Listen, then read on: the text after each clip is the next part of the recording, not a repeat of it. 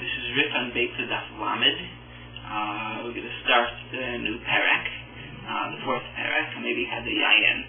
And so we're going to go from Chaftes into Daf Lamed. The Mishnah. Maybe had the yayin the makom u'makom. Lo yaviyin b'sal u'b'kupa. Aval maybe who al ksefo ol l'fanav. If somebody brings pitchers of wine from place to place on Yom Tov, it doesn't say on Yom Tov, but that's implicit, he should not bring them in a basket or in a box, but he should bring them on his shoulder or before him, which Rashi translates before him means in his hands. That's possible, except we're going to have a little problem in the Mishnah in a moment. Continuing, Hamolich es hatvua lo yafshila sakupa la'achorav. If somebody is bringing the grain, he should not lower the box behind him on his back.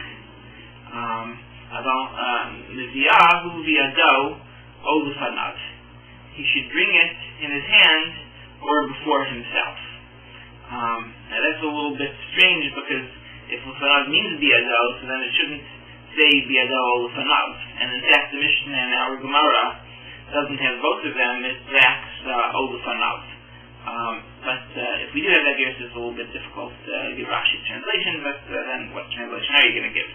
I'm not going to resolve this here. Continuing with the Mishnah,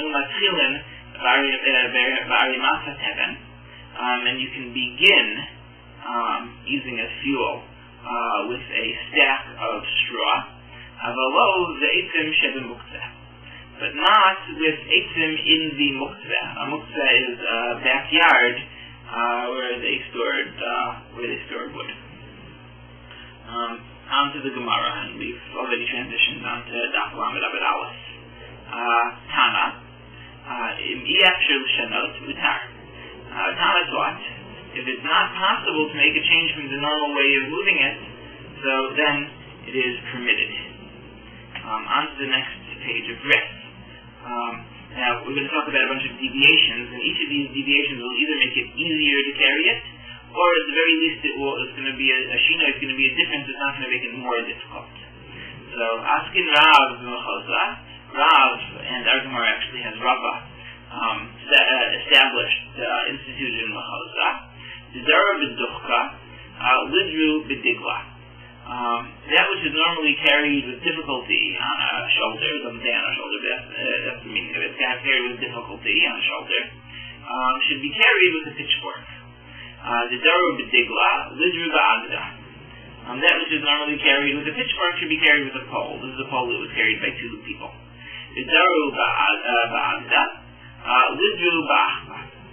That which is normally carried by this two-person pole should be carried with a handheld pole by one person. That which is carried normally with a handheld pole, they should spread a kerchief, a sudra upon it. And if it's not possible to make some kind of deviation, Shari is permitted to Amar Mar with his master, because Mar said in that Beitza earlier, if it's impossible, it's not possible to make a deviation, Mutar is permitted. Continuing with the Gemara. Amar le Rabba bar Hanan la Abaye. He said to Abaye, Tnan, we learned, Tnan. Ein maspikin, ein misatkin, ve'ein betafkin, ve'ein meraktin. You can't do the sipuk, the stipuach, and you can't do the rikud. Which we're translating here is you may not clap, flat thighs, or dance. These are possible translations of these terms. It's actually, you look at different versions, you'll get different translations. You look at the Yerushalmi, you're going to get some kind of different translation. So just something to be aware of here. But following Artsko's translation, actually, you can't slap, flat thighs, or dance. So the ha'idna, but nowadays, the chazina, it's a avdei v'lomin l'vlomiti. We see that people actually do this on Shabbos and Yom Tov, and we don't say anything to them. So Amar Lei, so I said to him, Hanachon Yisrael, leave Israel alone. Musaf Sheyshog get all Yehum Mezidin. It's better that they're inadvertent sinners inadvertent violators rather than deliberate ones, presumably because if you would tell them, they wouldn't listen to you, and then they'd be doing this deliberately. And now, the next part is probably the Rif's interjection, because we don't have it in our yourselves, even though the word Zahani Milei actually matches Zahani Milei, which is going to be the continuation of the Gemara. But it's probably the Rif's interjection here. Zahani Milei, the Milei, the Adinan, the Vada, the Lom Makablan Minam. This is in matters that we know for sure that they're not going to accept from us. But that which we're not sure, we're not absolutely certain that they're going to ignore us. They're obligated to object forcefully, such that they'll listen. Now it's back to the Gemara, where we make the following distinction. These matters are by rabbinic things, but by biblical things not. And then the Gemara concludes, below this is actually not so. It doesn't matter whether it's biblical or rabbinic. We don't tell them anything because it's Musaf Sheishogin Balim Mazidin. There's an obligation, darshans from a pasuk, that you should add some time of inui, of affliction, to the beginning of Yom Kippur. And this is biblical. When we see the Achle B'Shasu, we see that people typically eat and drink until it gets dark, so they're absolutely not adding this to Sekas. And we're not telling them anything. So we see that this does extend to the Araisa. And you can check out the Ran and the Baal HaItur, who make various distinctions based on comparisons with Gemaras and Shabbos, and they say that this is only for drashos that you for drashos, but for things explicitly in the text, it's not so. And I have kind of a disproof to that, so I'm not going to get into that right now. It's an interesting sugya. Okay, now we're going to continue. We're going to cite again the Mishnah and then discuss it.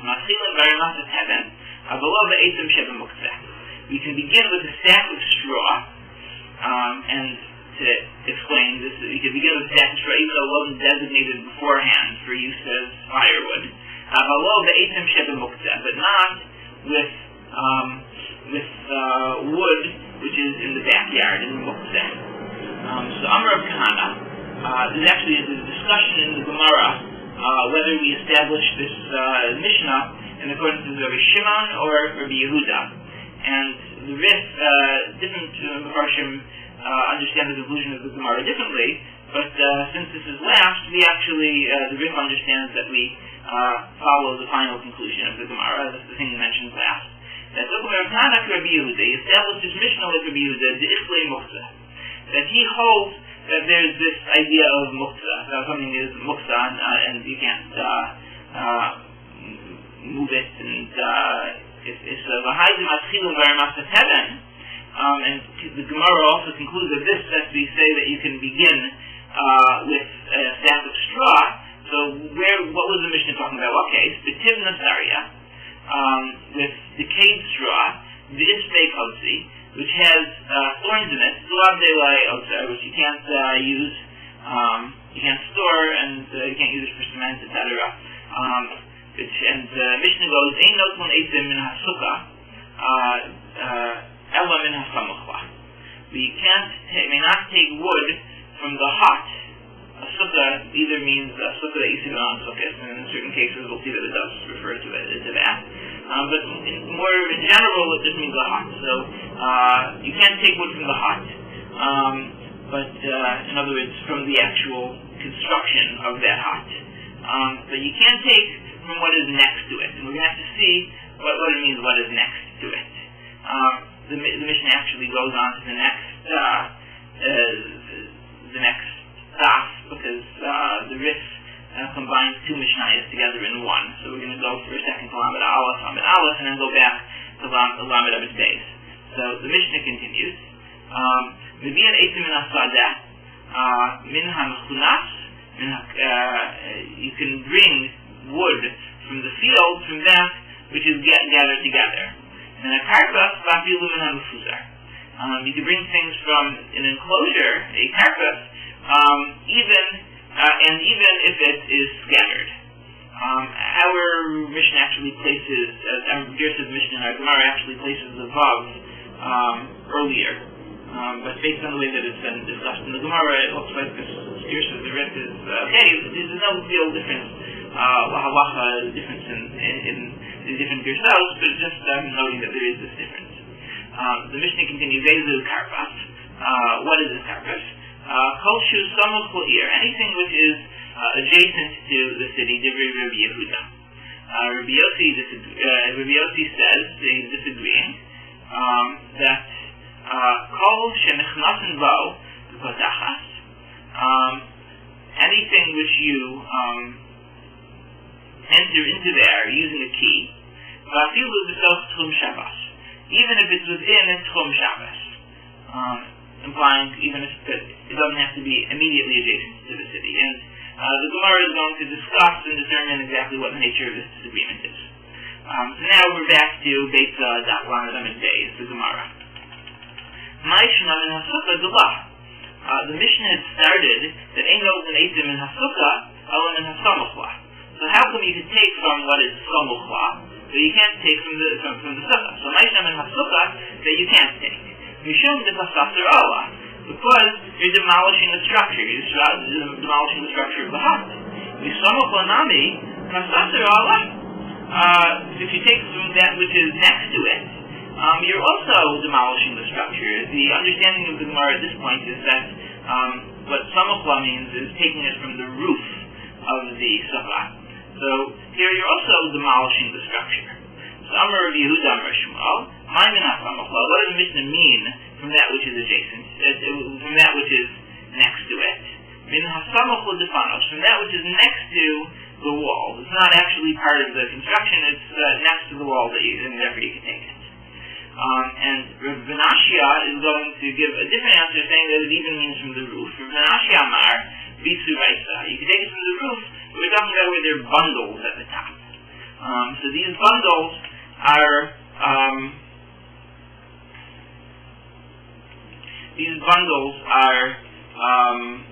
what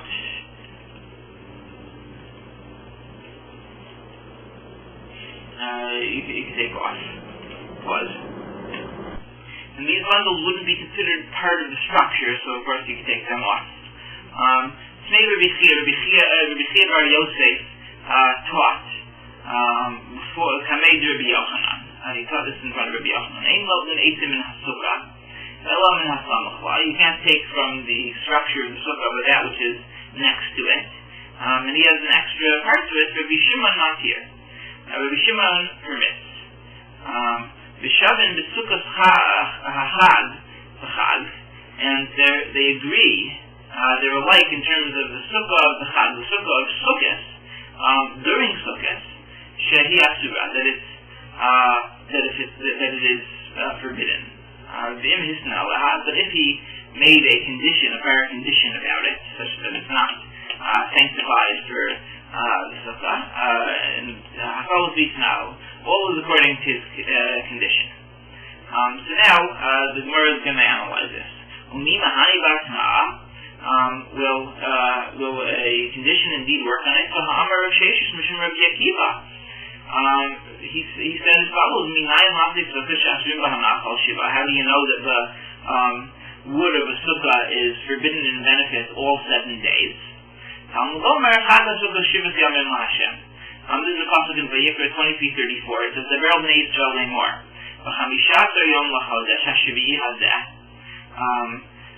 Chag HaSukkot Shivas Yamim LaHashem." Speak unto the children of Israel, saying, on the 15th day of this 7th month is the Feast of Tabernacles of Sukkot, for 7 days unto the Lord. And we're going to see the drush is that the word Chag could mean Chagiga, which is a carbon that would be eaten. And Sukkos literally means booth, these sukkahs that we sit in. Chag HaSukkos together means the Feast of Booths, the Feast of Tabernacles. But the drasha is that, as we're going to see, we're going to take each one independently. So we have Chag HaSukkah Shivas Yamim LaHashem, and we'll analyze that as Chag Shivas Yamim LaHashem, that the Chagiga offering is for 7 days for Hashem, and the Sukkos, the booths that you sit in, the huts, are also Shivas Yamim LaHashem. But we don't explicitly say this drasha at this point. But continuing with this statement of Rav Shesha citing Rabbi Akiva, and Rabbi Yehuda ben Beitza says, a second, Rav Shesha is right. V'tanya, and we learn in the Brisa, Rabbi Yehuda ben Beitza Omer, Minayin shekashem shechal shem shemayim al chagiga, just like the name of heaven falls upon the chagiga, kach chal shem shemayim al sukkah, so too does the name of heaven apply to the sukkah, so both of them are holy and can't be used. Omar chag HaSukkah LaHashem, or a better citation of it would be chag HaSukkah Shivas Yamim LaHashem. But the point is that both chag is LaHashem and the sukkah are LaHashem. Ma chagiga LaHashem, ma sukkah LaHashem. So below Mahani Vatna'a, so this first part implies that you wouldn't be able to have a Tanai on it, because you see that it's holy. So now they're going to object, does the Tanai not really apply to it? Well, we have a Brisa that goes against this. If he puts Chach on it according to halacha, legitimate Chach, V'itra b'kamim u'sadinim ha'metziyarim, v'telba gozim shkeidim, parsikim, rimonim, parkilei anavim, v'ataros shel shibalim, v'yeino shmanim v'soltaut, asur l'stafek mehen an mosei yom tov ha'achlan shel chag. That is, if you place Be'elas Chach on it, and he decorated it with colored cloth, embroidered sheets, and hung from it nuts, peaches, pomegranates, bunches of grapes, wreaths of grain, wines, oils, and flowers, it is forbidden to make use of them until most days the last day of Yom Tov of Sukkot. And then that Brisa continues, V'im hisna lehem, hafalo fitnao, and if he made a condition upon them, all is according to his condition. So it seems to be that you can make a Tanai. So Abai Rava Amrei Tarvayu, both Abai and Rava said, but Omer ein ani bodo mehen, is where he's saying, I am not separating from them, holding hashmashas, throughout the entire twilight period. The lo chayle kedusha alahu klal, so that holiness, sanctification doesn't apply, doesn't take effect on it at all. About asay sukkah, the chayle kedusha alahu, but the wood of the sukkah, as opposed to these decorations that the kedusha does apply to them. It's ketzai l'shiva. So the sanctification affected, and therefore becomes muktzah for 7 days. Okay. Umayishnami has the itmar, and how is it different from that which was stated by Amoran? Tisri shiva esrodim l'shiva yamim. Let's say he separated. He designated 7 esrodim for 7 days. The Amar Rav kol achad v'achad yosebo v'okol alter. For each one of them, you shake it for that day. The 7 days of Sukkot, you have 7 esrodim. Each day, you shake, and you fulfill your obligation to shake with that esrod, and then you can eat it immediately, a minute later. Ravasi Amar kol achad v'achad yosebo. Each of them you fulfill with it v'okol v'machar, and then you can eat it the next day.